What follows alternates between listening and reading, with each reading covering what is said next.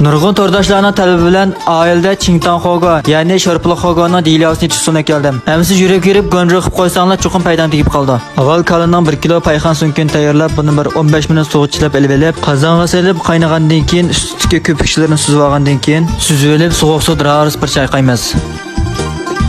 Bir ishni ta'kidlab qo'y to'rdoshlar, qozonga solib qaynatishdan burun cho'qim 15 minut sovuq suvga bir chilab qo'ymiz. Hamda qozonga suv qo'yib, ikkinchi qatim yana bir qaynatib, hamishda qaynagandan keyin yana bir qozonga to'kib, o'tni yuqori qilib to'liq bir qaynatib etgandan keyin ondan o'tni tuvan holatga olib tushib 30 minut atrofida qaynatamiz. Bu jarayonda sho'rpining ko'pikchilarini suzib turamiz. Buni suzib turmaganda qilgan sho'rpining suyi nihoyatda quyuq bir xil. Ondan sho'rpining suyi mashunadek oq chiroyli qilgandan keyin ustiga yana sovuq suv qo'yib davomli qaynatamiz.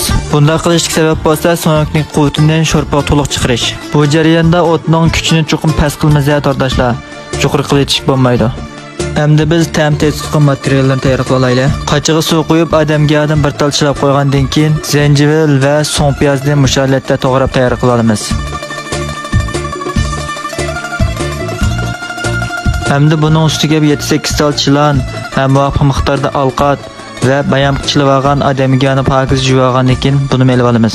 Ondan biz nihoyat oddiy usulda bir jon yasab olaylik. Qachiga muvofiq miqdorda zimojon olgandan keyin ustiga az miqdorda sho'rpining suyini qo'yib, yarim qush atrofida suv solib etgandan keyin oildagi laziyimizni o'zaro aralashtiramiz.